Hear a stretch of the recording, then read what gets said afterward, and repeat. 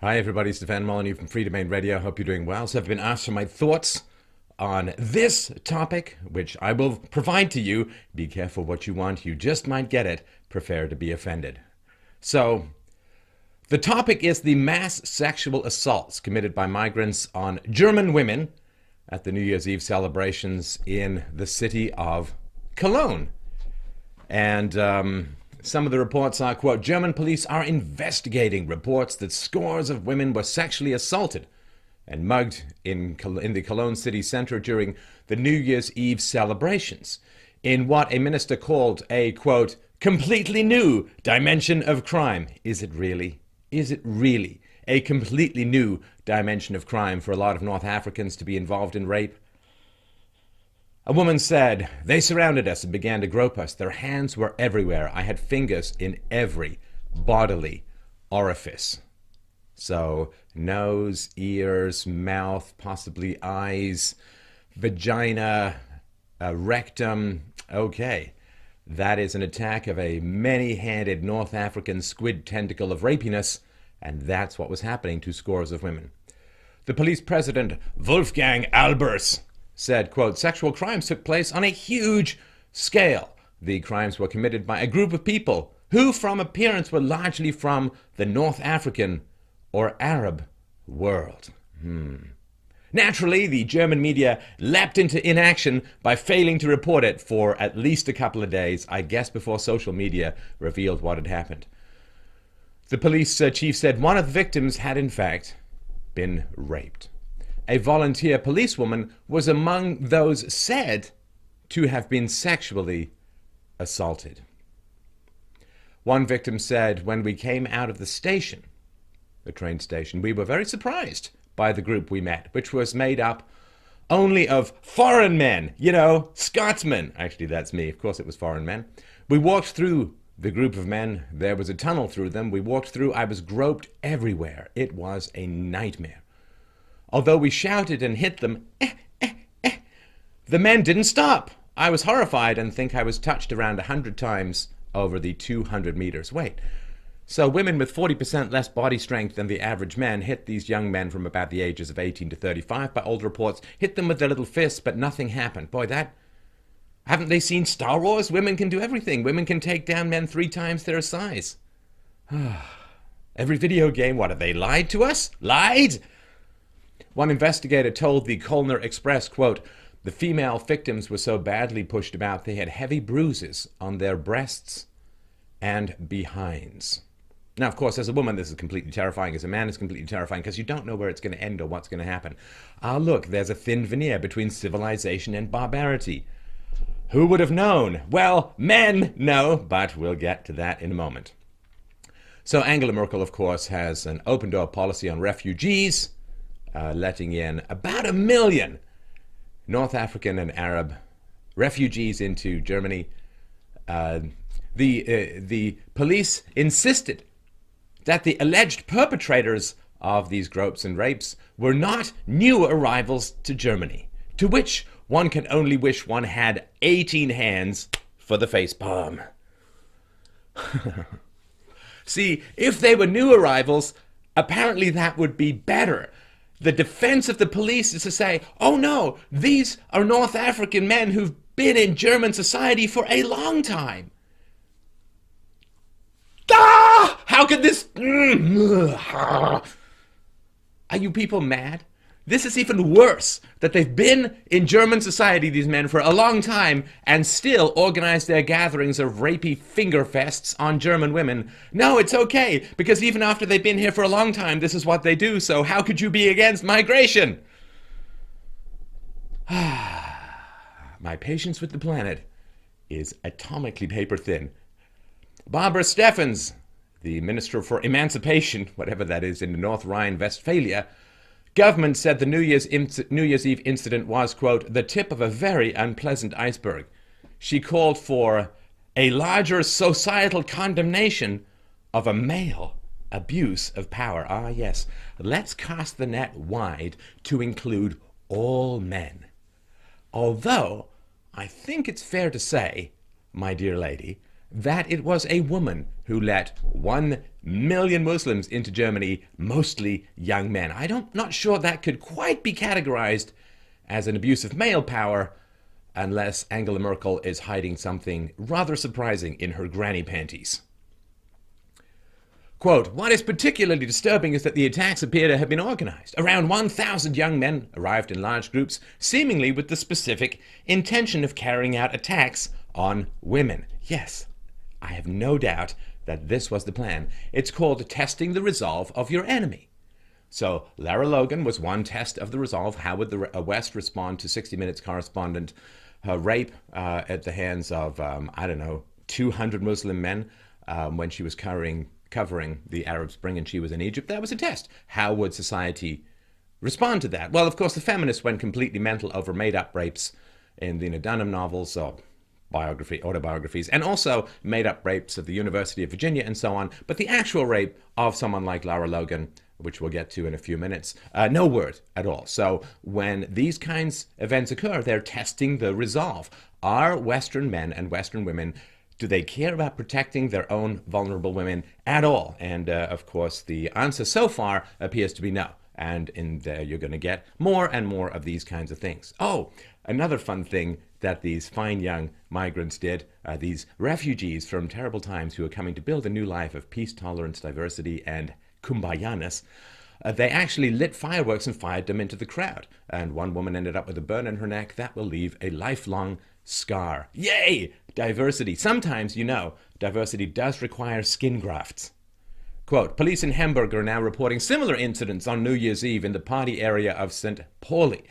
One politician says, this is just the tip of the iceberg. So the iceberg seems to figure very prominently. I don't know, maybe because it's so white, it's distracting. Quote, and there are real concerns about what will happen in February when the drunken street parties of carnival season kick off.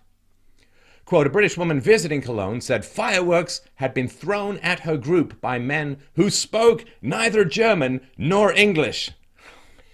How many times can you say Muslim, Arab, North African, but without saying it? There they spoke neither German nor English. My next guess is Klingon. Quote, they were trying to hug us, kiss us. One man stole my friend's bag, she told the BBC.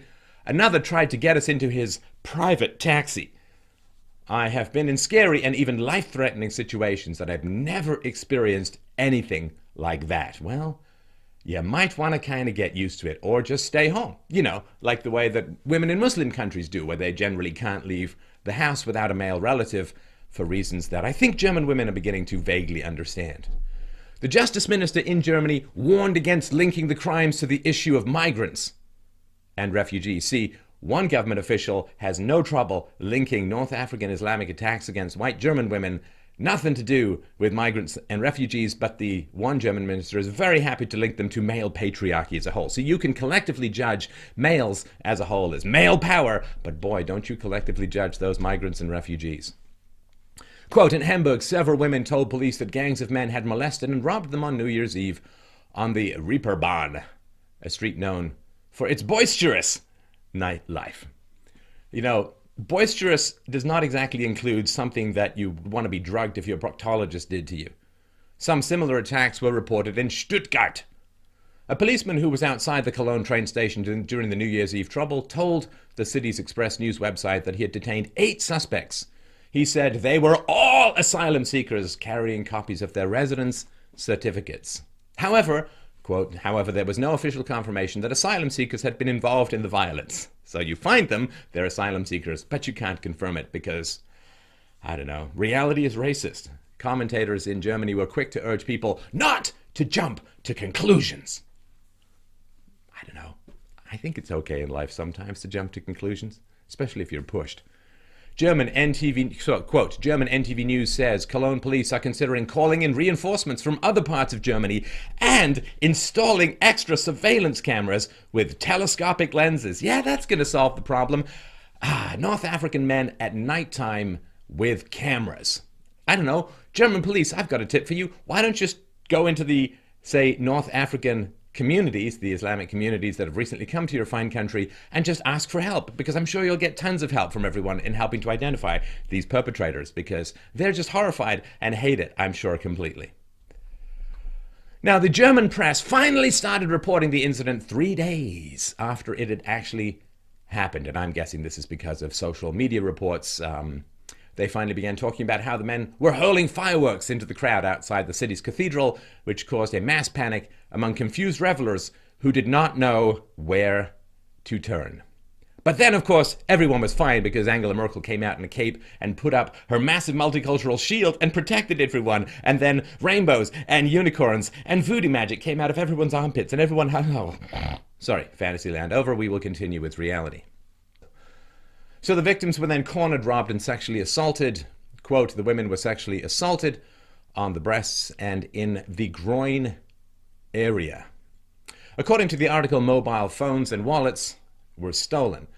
Police confirmed that all the victims were girls aged between 18 and 24 years old. So it's good to know that someone is racially and sexually profiling, just not Europeans. A 17-year-old named Denise told the Bild that, quote, the girls were chased like cattle. I am stunned that such a thing is even possible in Hamburg. I am now afraid to even go into the neighborhood. Other women posted up accounts on social media about how the non-white invader, quote, refugees, had grabbed them under their skirts in the street.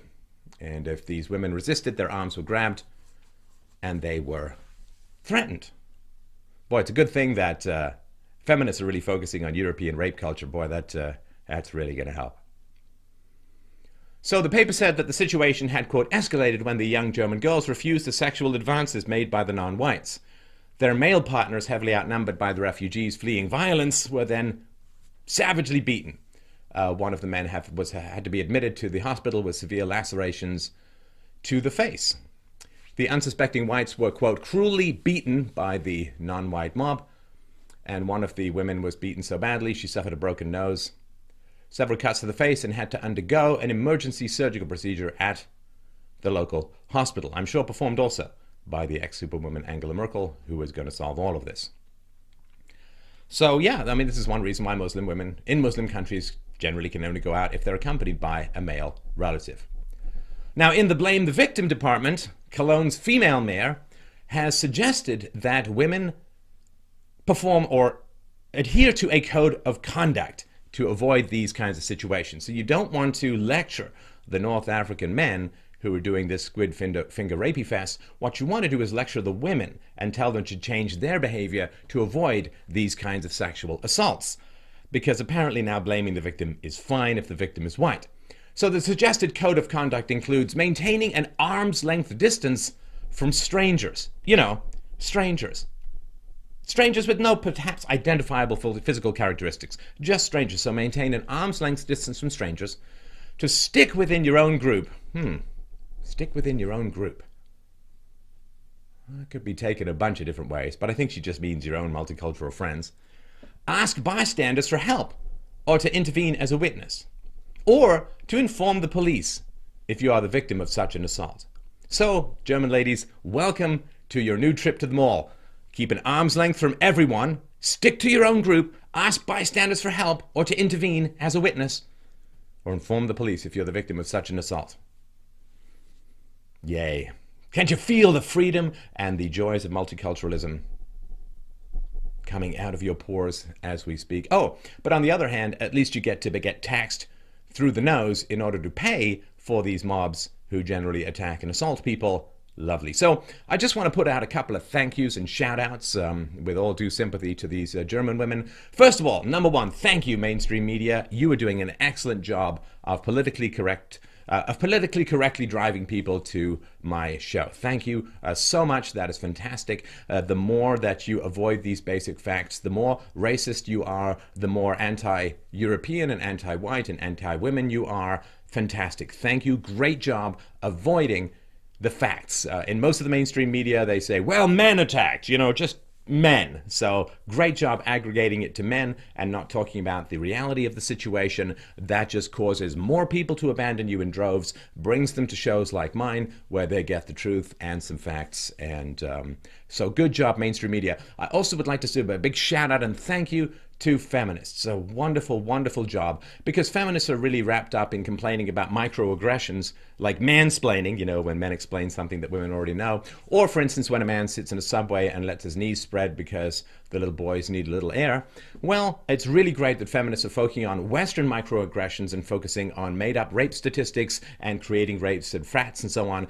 Good job avoiding talking about this kind of incident where 90 women are groped and one is raped and several are beaten up in Germany on New Year's Eve, just on one particular area. It's happening in other areas as well. So good job, feminists, for finally being able to show to everyone with any sort of eyeball that you don't really give a crap about women. You're just basically socialists with granny panties and a faintly visible mustache. That is all you care about. And, we've seen this very clearly. Feminists hate, most feminists hate heroic women like Ann Coulter, like Margaret Thatcher, like Phyllis Schlafly and others, and Christina Hoff Sommers, women who are pretty great and pretty powerful. Whether you agree with their politics or not, they achieved some fantastic and wonderful stuff. So good job revealing that basically you're just a bunch of Marxists who hate capitalism and don't really give a crap about women. And that's a really, really great job, because that is just showing your ideology in such sharp relief that nobody can fail to see it. I mean, I'm not sure where the feminists were when Muslims raped, 1,400 approximately underage girls in Rotherham, England. Could not find a lot of articles written by feminists complaining about this. It's conservative estimate. About 1,400 children were sexually abused in Rotherham between 1997 and 2013 by gangs generally of British Pakistani men. And abuses included abduction, rape, torture, and the sexual trafficking of little white girls. Members of the British Pakistani community condemned both the sexual abuse and the fact that the police and others had tried to cover it up for fear of giving oxygen to racism. And that is, good job not reporting on that, because again, that just brings more and more people to sites like mine, to shows like this, where they can get some basic facts. So CBS reporter Lara Logan was covering Mubarak's resignation in Egypt, and she was set upon by a 200-strong mob of Islamic men. They stripped her clothes off, they punched her, they beat her with flagpoles and subjected her to a half-hour sexual assault and rape by dozens of men while shouting, "Jew, Jew." She's not a Jew. Lara Logan later said in an interview with Scott Pelley, quote, "There was no doubt in my mind that I was in the process of dying. I thought, not only am I going to die, but it's going to be just a torturous death that is going to go on forever." She said of her attackers, quote, "For an extended period of time, they raped me with their hands." Now, Lara Logan has tragically been hospitalized several times since then, most recently last year for internal bleeding, still stemming from the rape. So this was about as brutal a situation as you could possibly imagine, and I'm not sure that a lot of feminists really talked about it, because again, they're running into this cultural narrative that somewhat goes against the whining and bleating. See, women in the Western world have been treated the best of women throughout history and across the world. It is very rare for women to be treated as well as they are in white, male, European-derived or European civilizations. Naturally, of course, women then, feminists in particular, tend to complain the most about the people who treat them the best. I don't really know what to say about that, other than it needs to be said. So in Le Courneuve in France, 7% of covered women, Muslim women, said they wore the veil to, quote, "avoid the wrath of Islamic morality patrols." So that's what's going on. Now, the big picture view goes a little bit something like this. So you could say maybe 2 generations ago, women basically said, and I'm collectivizing here, lots of exceptions, and I'm talking mostly about feminist ideology, but a lot of that is followed by a lot of women. But basically about 2 generations ago, women basically said, okay, we've had it with men. Forget it. Men are unreliable. Men fart, they smell, they hog the covers. I don't know what it is. But they said, well, that's it.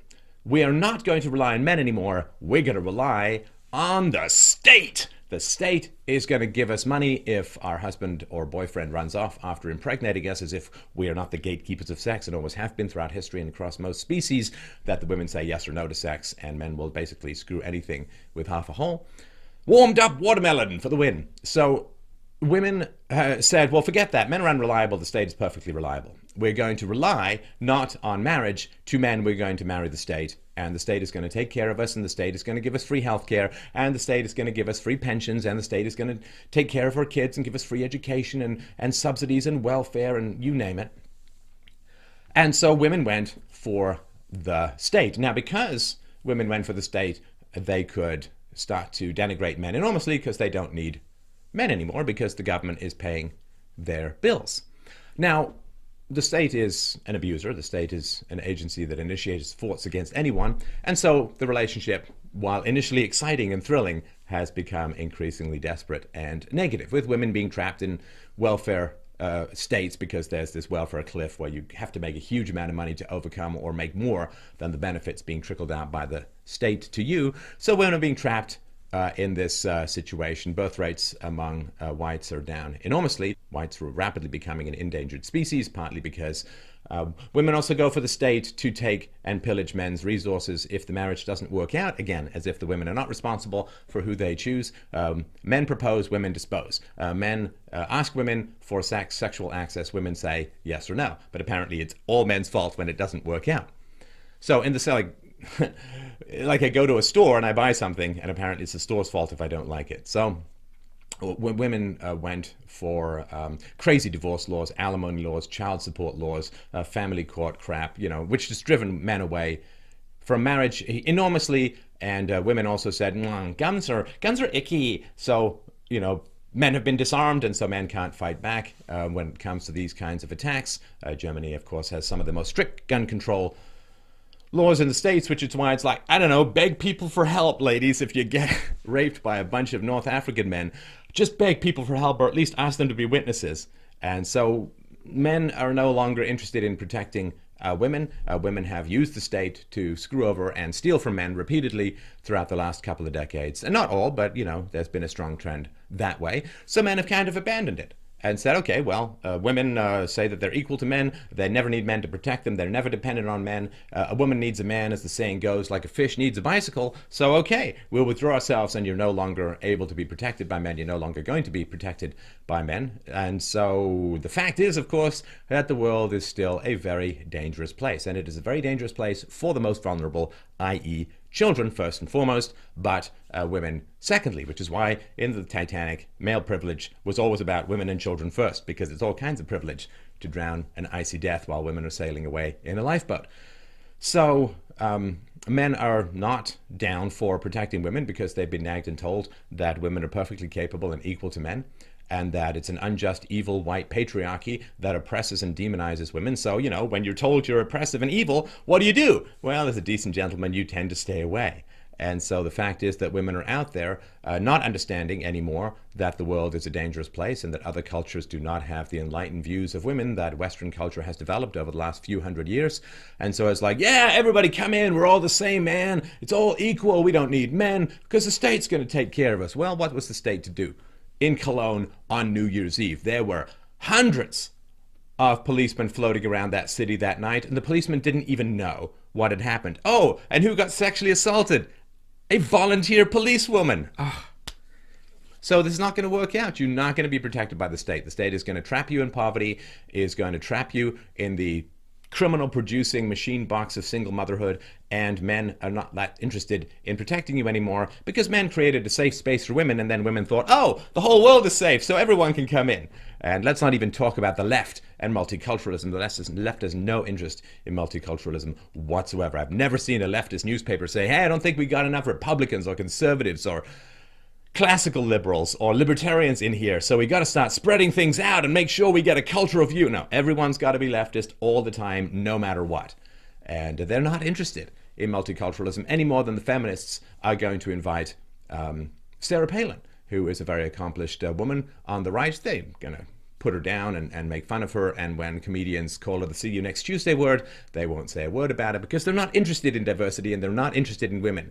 Their hatred is for the free market, for Western civilization as a whole, which they're trying to take down like termites from the ground up, and which will only happen if we continue to let them. So, because you think the world is perfectly safe and everybody is reformable and we're all made from the same gooey dough of multicultural excellence, the third world has been invited into the first world, and the predictable results are now occurring. The third world has had the example of the first world for over 100 years. Have they managed or been able to turn the third world into the first world? No. So even if they've had the example and clear and explicit instructions on what to do, things like separate the church and state, things like respect for women, things like not beating the hell out of your children, bringing back circumcision down to, say, below 70% might be a pretty good idea, and maybe a little bit of free market liberty thrown in. Freedom of speech. All of these things, they've been all blueprinted and mapped out by Western countries for the last 100, 150 years, 200 years, or you could go back to Magna Carta if you really feel like a deep historical dive into the rectum of Western history. This stuff has all been explained and detailed, and people have been out there and trying to help these third world countries get to the first world for the past 60 or 70 years. Hasn't really happened yet. Now, has it? Not really. You can see more about South Africa, my presentation on South Africa, on this very channel. Just do a quick search. So, the third world has been unable to get to the first world, even with the example of the first world. So if you bring lots of third world people into the first world, well, what's going to win? What's going to win is the third world. And so everybody thinks everyone's safe, and everyone thinks everyone is perfectly programmable. There are no inherent differences between anyone. Culture doesn't really matter. It can just be transferred. No problem. Easy peasy. Like there's something in the German air that just turns people European, and egalitarianism rifles through the air like condors feeding on the squid eyeballs of bigots. So what's going to happen? The happen is everyone thinks the world is safe. Everybody thinks that everyone can be reprogrammed into Western egalitarian idealism, and like all great tragedies, it arises out of a delusion that people are unwilling to let go of. And that is the fundamental tragedy that is occurring all across the Western world at the moment. It is a very sad thing to let go of these fantasies of egalitarianism and everyone's equal and there's no danger in the world, because what's happening is, by forgetting that there is danger in the world, women have been allowed to drive off men, because the traditional protectors of women were men in history, but the men have been scorned and driven away as being silly bigots for imagining that anything bad could happen from bringing a bunch of third worlders into a first world country and dumping them on welfare so they don't even have to integrate, and creating these no-go zones of Islamic control in various countries throughout the European continent, which has been denied but finally admitted, particularly by policemen who are afraid to go into these no-go zones in England and France in particular for fear of being stoned and beaten up. So, the world is safe. Don't need men. I'm going to wed the government. Well, good luck, ladies. Good luck having the government keep you safe now. Now, maybe, just maybe, if y'all say you're sorry about all of those insults, sorry for calling you all itchy rapists and patriarchs and abusers and exploiters. Sorry about all of that. We're really sorry. We kind of need you to come back as a human shield to keep these crazy rape cultures from our throats, boobs, vaginas, and asses. And maybe, just maybe, men might say, we'll think about it.